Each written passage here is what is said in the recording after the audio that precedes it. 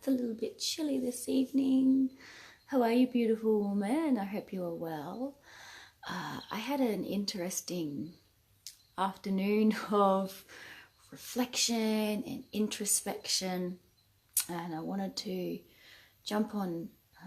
I always say quickly, but I end up going on crazy wild tangents, so I'm not going to cap this in a time frame. I'm just going to see where it goes, but I have a theme that I would love to share with you and perhaps explore a little bit more. Maybe you're familiar with this, maybe you've been working with respects to what I'm going to be speaking of for many years. Maybe it's a new concept for you, or might create that stimulus for you to research further or to begin that mindfulness practice and see where things play out in your life. But anyway, just to give you a bit of context, what I have noticed in myself and something that happens with my creative expression, and when I am in like full power, visionary, like out of this world, creative, like totally in the dreaming realms, in those wild, kaleidoscopic, psychedelic, spiritual dimensions where I access whatever comes through me, and then I share it through all of my programs. It's like the accessing those shamanic spiritual dimensions, and I can describe it in many ways, but it is completely divine and clear and beautiful. And I can enter into this really amazing amplified energetic state, feel like I can create anything, I can manifest anything, totally aligned, totally on purpose. And then something happens and I will be super critical, and this thing will go off in my head and it almost sabotages that energy that comes through, my creative power, what I'm here to do, my purpose work, my big vision for particularly my wise woman legacy of what I'm creating and what I've been working on for years, and what is building and developing and now creating momentum and creating amazing changes in the world. And it's such a beautiful experience to be a part of that. But I want to speak specifically to this energy that I feel in myself, which is like this stop-start energy. Now, I've been doing shadow work since I can remember. I didn't know what it was back then. I guess it's probably in the last 8 or 9 years actually knowing what shadow work is and really working on the psychological, subconscious, conscious mind realms, and understanding the inner landscapes of the psyche and why we do what we do, and getting really curious about human behavior and why things play out. Now, this stop-start energy, I had this revelation today. I can create this pathway of connection that it relates back to experiences that I have had, which have resulted in complex post-traumatic stress response. Now, I learnt this term from Richard Grannon. I'm not sure if I've shared these stories. Like, I'm getting more into the fun side of storytelling, so I will be creating more live streams, just sharing some stories that have happened in my life, because I know that there's valuable wisdom in it. But anyway, Richard Grannon, for those of you that are not familiar, he's also known as the Spartan life coach, right? He is hands down, for me, totally responsible for, in my opinion, helping me save my life with respects to giving me the vocabulary and the ability to see the psychologically abusive relationship and marriage that I was in at the time, which I couldn't see. I didn't have the language for, right? So he partnered up with this woman. I can't remember her name. So they're psychologists. They come from that background, but they've bridged it with spiritual, esoteric, mythological perspectives of the human psyche and the hero's journey, and totally archetypal language, definitely connect with Jungian psychology as well. So anyway, there was this woman, I can't remember her name, I'm sorry, but she had coined that term of complex post-traumatic stress response. It's actually not a disorder. It is a natural process of the brain to respond to trauma over time. So the thing about trauma is that, and particularly complex post-traumatic stress that is resulted from complex trauma is it is not pinpointed to one specific point in time. So if you've experienced a traumatic upbringing, that could be, we experience trauma in many different ways. So it could be from your parents, your primary caregivers, it could be from friends, family, and there's outer networks of connection. But what can happen is that those traumas compound over time and you develop coping mechanisms. And in those coping mechanisms, you actually create what you think is normal and natural ways of responding, which is actually an unhealthy way of being. And one of those is having a really critical mind, which is what I have, super, super critical. But where I'm going with that is, so I had this realization that it's linked into this kind of stop-start energy, and it's not from a conscious plane. It's a subconscious story, narrative that is playing out in my life that I'm aware of, and now I'm getting kind of like if you think you're like a little surgeon, right? Like getting into the fine-tune, the specialist area where you get your little micro tools and stuff out. That's where I feel like I'm starting to really kind of hone in on what the fuck this story, this imprint, this thread is, and why I've been experiencing this stop-start energy where I feel like the wind's taken out of my sails. I have definitely experienced psychic attacks, psychic hooks, all sorts of stuff, because at the level that I play at, the work that I'm here to do ruffles a lot of feathers from the established paradigm. Now, I know that for some of you this might sound super out there and quite cosmic. For others that perhaps work on the spiritual dimensions, work with energy, I know that you will connect with this. And this is where I wanted to draw these connection points to mind parasites and the Wetiko, because it directly corresponds with the experience of C-PTSR, which is the complex post-traumatic stress response. And my ear just went, which is interesting. Sometimes things happen to me when I receive downloads, and all of a sudden hearing will go in one ear and I'll get this high-pitched frequency, and then it drops me and then it goes. So something's happening at the moment. But anyway, I'll just roll with it. So for those of you that do not know what Wetiko is, Paul Levy wrote a book about it a couple of years ago. It was dispelling the myths of the Wetiko energy. The Wetiko is essentially what the Gnostics would call mind parasites. So it is this psycho-spiritual energy, entity, energetic force, energy that is malevolent. Like, it's not here to serve our higher purpose. It actually has the function and desire to create fear, to create thought patterns in your mind that are completely self-sabotaging. When you find like you're finally getting your shit together, like you've made this transformational breakthrough and you're feeling really, really awesome, and then all of a sudden you'll have these thoughts and you kind of think that they're not your own because you're feeling pretty good. And you'll have this energy come through that sometimes you'll be like, why am I thinking this? Like, everything's actually okay in my life and everything's pretty good. I'm feeling pretty happy, but yet I don't feel myself, or I've got this other energy coming through. That's the mind parasites and the Wetiko energy. Where this becomes really important is to create a mindfulness practice and ways that you can check in with yourself every day. Now, in the Empowered Health and Wellness Collective, I shared a video on citrus bliss, and I shared a mindfulness practice which was, where's your energy? A very, very simple mantra or tool to call back your awareness into the present moment. You do it throughout the day. Where's my energy? Where's my energy? Where are you? Where's this energy? Are you swept away somewhere in story? Are you entertaining ideas, thoughts that are not pleasant, that are perhaps negative, that are creating fear and restriction and undesirable outcomes? So this is where mindfulness and coming back into the conscious mind is really imperative to override this parasitic energy.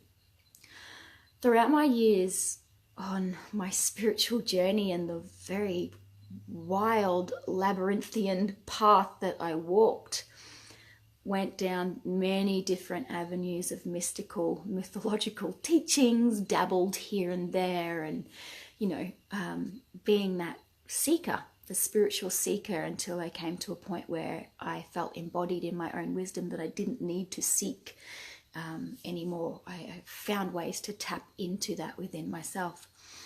But in those seeking realms, I began to see these common threads of spiritual psychic energy, which is designed, as I mentioned with the mind parasites, and that is to feed fear. Fear creates a sense of restriction and limitation. If you've ever felt fear before, and I mean real fear, like that you feel like your life is in danger. And I've felt that before based on the abusive relationship that I was in, like full psychological fear, like just not really knowing what's going to happen. For me, I had experienced with this wave of heat that would come through my body, like this full hot flush, like a microwave. And then my palms would be sweating, the adrenal rush would come on, heightened senses, and you're just kind of in that realm. But when you're in that adrenal response, which is your response to trauma, what it creates is it creates a split from you in your embodied state, that's whole and sovereign. It creates a split, and it can create soul fragments and splits in your conscious, subconscious mind. The splits are interesting because when you go and you learn about psychology and go a bit deeper, particularly understanding trauma, is that those splits can create what is known as compartmentalization. Now, compartmentalization is your brain's ability to move beyond whatever traumatic, fearful experience that you have, and it kind of pushes it away into a little box away so that you don't have to deal with it right now because it's way too traumatic, but you need to survive and you need to function. So this is where I'm coming into this roundabout, like pulling all these threads together on this kind of bigger esoteric spiritual soup, kind of weaving it all together, is to be super mindful of these patterns, these thoughts, any previous trauma that you may have had, because it recapitulates, it recreates itself, it feeds off itself. These stories, these negative stories, these traumatic stories, they're almost like, you remember that movie Gremlins, like from the 80s, where like if you put water on them, they'd multiply? It's kind of similar to that, So it's almost like these mind parasites, or this Wetiko energy, hijacks our conscious mind and also works on the subconscious realm, but unless you go there, you don't really know that it's working. And a lot of people, let's face it, are not really working from a purely conscious state. It's just the subconscious that is the driving force. But what happens is it hijacks our ability to think clearly, our ability to see clearly, our ability to connect with our beauty and our magic and our power as conscious creators. And that's for a reason, because if it hijacks that, it puts this virus, in a sense, into our psyche that is anxiety, fear, insecurity, doubt. All of a sudden you begin to question all of the things that you've been doing, and is it worth it? Or, so for me, going on this what I am creating on my entrepreneurial journey, as this current theme comes up, is like, is it worth it? All this stuff comes up, and there's a reason for that. And I totally believe that part of that reason is, one, for that energetic agenda of this malevolent energy to play out what it needs to play out. So that's one level. And the other is so that we can have the ability to triumph over it. And once you become more aware of the energy of the mind parasites, or the Wetiko energy, or the way that these stories get trapped locked in our body into our subconscious, you know, kind of going over and over and over, creating this negative, critical narrative internally that is not true, but you believe it is. You know, anything that is repeated long enough can be believed. Like, master manipulators have used that over time, the power of repetition for manipulation and brainwashing. So it's being aware of your thoughts and checking in and having those reality checks for what is real for you and what connects with the beauty and the grace of being a human being, a powerful, beautiful, creative person in this time and place. And if there's anything kind of coming into your field, or these thoughts or these patterns that are not in alignment to that, then you can look at it objectively and you get to choose to rise above it, and you get to choose to either invest in the story and the narrative of that, or you can look at it, see it for what it is. Okay, well, thank you. That's an interesting thought, but I choose this way. The interesting thing, though, is what I found out about Wetiko when I started researching that about 5 6 years ago, when I was getting really deep into the shadow work stuff, is that Paul said that the more you know Wetiko and you think that you don't have Wetiko, that's when you're under the influence of Wetiko. So it's kind of like how the New Age movement has, what's the word I want to use? Kind of bastardized the ego in that sense, has made the ego the villain. Now, the ego is not the villain. The ego in a healthy state is beautiful. It serves a function for connecting with ourselves and who we are and our purpose and our boundaries. Yeah, so it's actually completely necessary to function as a sovereign being. The ego is not a bad thing, but it's almost like been made out to be this culprit for all the world's evil, when I actually feel, and the more that I look at it, is more in connection to these spiritual energies. So these mind parasites, this Wetiko energy, this energy that can be stored in your body from unresolved trauma. And a lot of that is rooted in our childhood, in our formative years of development. So where am I going with this now? What's coming through? I just kind of want to wrap this up. What I've also learnt is that, so trauma is a really easy way for this energy to enter into the body. It creates that opening. Drugs and alcohol is another thing as well. So I don't drink or do drugs anymore. I used to do, experiment with different entheogens and psychedelics for the visionary capacity and medicine. But once I learnt that I had those doorways of perception in my brain and that I could access them whenever I didn't need that tool anymore.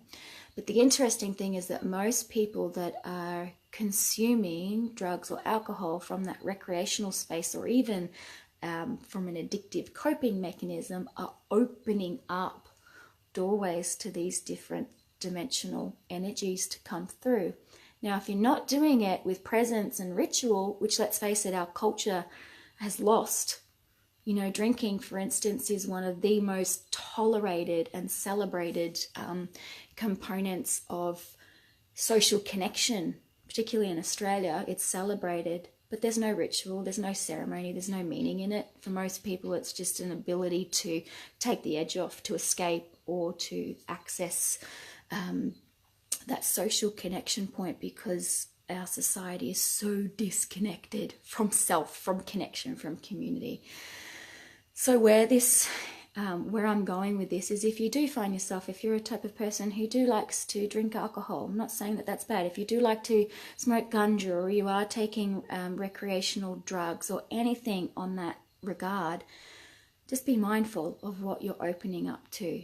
So yeah, that these substances that we take have the ability to open us up. They alter our brain chemistry. They alter our energetic state. So if you're doing so, guess what my point in all of this is to make sure that you're really clear with intention, that you're doing it consciously and mindfully, and that you're also closing down any of those energetic pathways or portals for these energies, mind parasites, entities, Wetiko, whatever the language is that you want to call it, to enter in. Because here's the thing, this is something that I learned through holographic kinetics. If anyone is familiar with that, I actually had a pretty wild experience about 12 years ago. It was about 12, 13 years ago. I met the creator, so the founder of the holographic kinetics healing modality, which is an indigenous dreamtime healing modality, and it's super cosmic, right?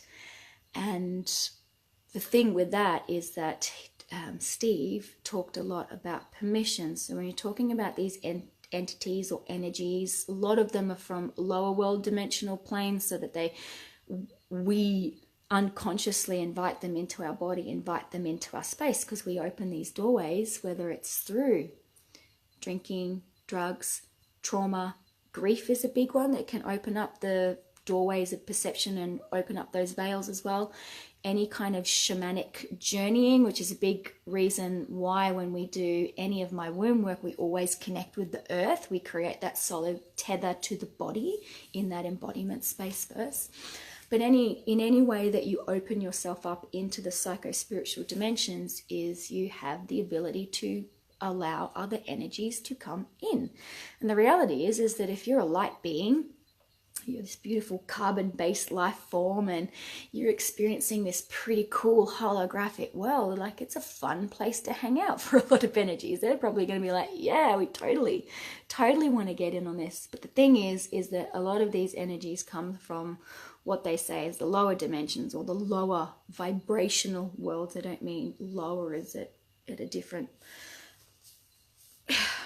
what am I trying to say? It's based on vibration. Yeah. So when you change your state in any way, it's always important to close down those portals, because even if you do not give consent or permission, your silence creates that space for permission. It is until you create a boundary, a firm no, that you create those energetic boundaries and you close down those dimensional pathways, that you do not give permission for anything, any energetic imprint, being, story, thread, whatever, portal, pathway, that is not in complete alignment with your divine love, light, and truth. This is a universal law that it does not have permission to enter into your body, to gain access to your energy body. And that was a real eye-opener for me. I was 19 at the time to 18. Was it 18? No, I was 19. To learn that these energies can come into us even if we don't say no. So that's why it's really important to enter into any of that with consciousness, with presence, with mindfulness, which is where this mindfulness comes out throughout the day, is checking in on these stories. Where is your mind going? What are you creating? What narrative are you investing in? Is it healthy? Is it actually what you want to be creating? Does it make you feel good? Yeah? Because a lot of the times we tear ourselves apart in here. We rip ourselves to shreds. Yeah? And there's a reason being, because the only power that darkness has, if we're talking, vibrationally darkness and light, I'm talking on the very collective language here. I don't really believe in either. But the only power that it has is to convince you that you have no power. So what better state to have you in these energies is to completely immobilize you, to have you disconnecting from your power, disconnecting from the land, disconnecting from the plethora of amazing energy that we have access to as spiritual beings having a human experience. Yeah, is to keep us isolated, to keep us trapped and afraid and believing our own limitations, believing our own bullshit, our own stories, because then we passively consume. We go along with whatever the current paradigm is dictating to us. The more people are passive, the less people are going to stand up and voice their concerns and create the action necessary to make change. So, well, I know that was like, woo! This is what I was sitting with today, and I made all of these connections due to my experience with trauma over the years, and specifically, so I was, working with the childhood stuff and doing some inner child work today, but it was mainly the marriage that, what a wild journey that was, and I will speak more on that. There's a book coming for sure in that, because holy fuck, that was a wild, intense, incredibly beautiful and just completely out there experience that allowed me to lose myself completely, and to find myself again, to recalibrate and reconnect with what is of value for me and what provides deep meaning and what fills me up with joy and love and a deep sense of connection to the land and to my purpose and to my family as well. So that was all kind of came up to the surface today, and it really got me thinking about the call and the need to be vigilant in treating your mental health. This is like beyond the stigma of what, society claims mental health. I actually mean, not talking upon like traumas and, personality disorders or anything like that. I'm actually talking about your mental faculties, this amazing computer that you have here, and making it healthy, cleaning it, doing what you need to do so that it is actually serving you, because the reality is the brain wants to serve you. It is a willing servant when you are conscious enough to program it yourself. And if you're not, whose story are you living? Whose stories are you believing if you are not weaving them, writing them, consciously creating them yourself? So that's what's coming through me this evening. I hope that wasn't too ranty for you. And I guess part of this is like a video diary for me, so that, when I forget this in a week, I come back to it and go, oh, that's right, Donna. The fun of being able to live stream. Hey, if that makes sense to you, if things are like beginning to click, if you would like some references to perhaps research a little bit more, I'd be happy to share what has served me and what has helped me to open my eyes to see in a deeper and clearer way. And I also know that I have a way of seeing that is not inherently normal. So if I'm just coming across as a little bit out there, that's totally fine. I'm not here to persuade you to believe these concepts. I am here to encourage curiosity, to explore different ways of looking and perceiving the world and connecting with your power and connecting with your creative energy and connecting with your divinity, because ultimately that is what I seek to emulate in myself and to also help others find pathways back into, because we need it. Like, we totally need it to claim this world for the future generations and to leave behind a beautiful world that we can be proud that we've done the hard yards in doing what we're doing, because the reality is there is a war going on, and that war is for here and here. And it's an internal battle, and it's one that we can win and that we are winning. And sometimes we need those constant reminders, and we need to create strength in numbers and solidarity and help each other claim our sovereignty, claim this space, our creative power energy, and to remind each other of how fucking awesome you are. And you're here. You only got one life. Yeah, so use your energy wisely. Use this wisely and start to connect with those wild, bold, creative ideas. And I guess for me, is adopting the curiosity is like, wow, what happens if I do allow myself to like dream really out there and wild? Like, what would I do and what would I create? And what if I chose to believe that that was my reality and that's my purpose for being here, and the only thing stopping me is my belief that I can't do it or that it's going to be hard or whatever? And what if I actually every single day consciously program this beautiful servant right here to help me create that, to help me call in the support that I need to create the dream that I'm connected to? And that's what I want to share with you and encourage you. And the reason why I talk about these wild creative things and sometimes deep and hard conversations with respects to trauma and healing and, you know, doing those deep soul excavations, because it's important and it's necessary, but it doesn't have to be scary and it doesn't have to be hard either. So, okay, I'm totally wrapping this one up. I love you all.